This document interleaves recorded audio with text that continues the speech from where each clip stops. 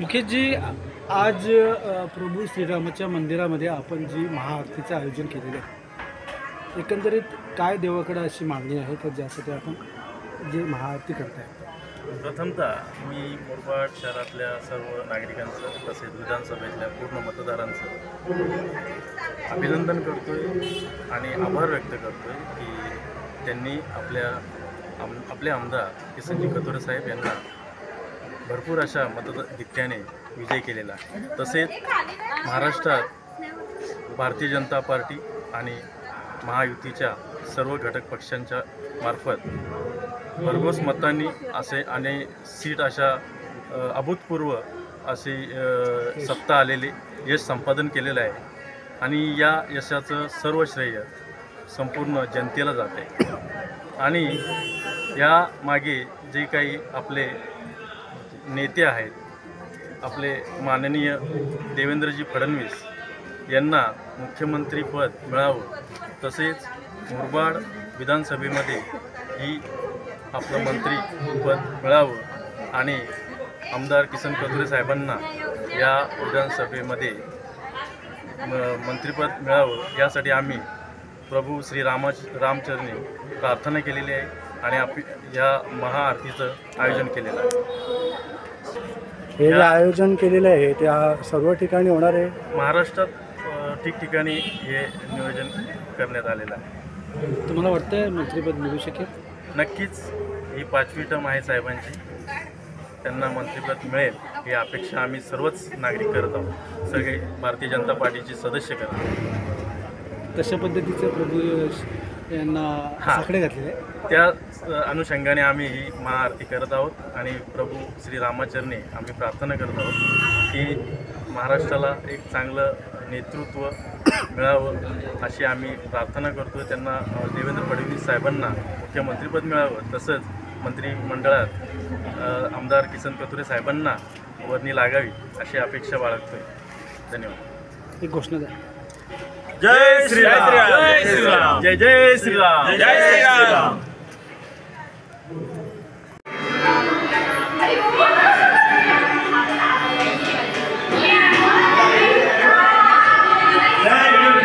करू नका। आपल्याला ही महाआरती फक्त देवेंद्रजी या ठिकाणी राज्याचे मुख्यमंत्री होते यासाठी आपण या महाआरतीचं आयोजन केलं होतं, परंतु सगळ्या या मुरबाड विधानसभा क्षेत्रातील जनतेच्या आणि खास करून आपल्या सगळ्यांच्याच मनामध्ये जे आहे ते म्हणजे आपले लाडके नेतृत्व कथोरे साहेबांचा सुद्धा या राज्याच्या मंत्रिमंडळामध्ये समावेश व्हावा। या दोन्ही अतिशय संयुक्त या राम मंदिरामध्ये आपण या दोन्ही गोष्टींसाठी प्रभू श्री रामाच्या चरणी या ठिकाणी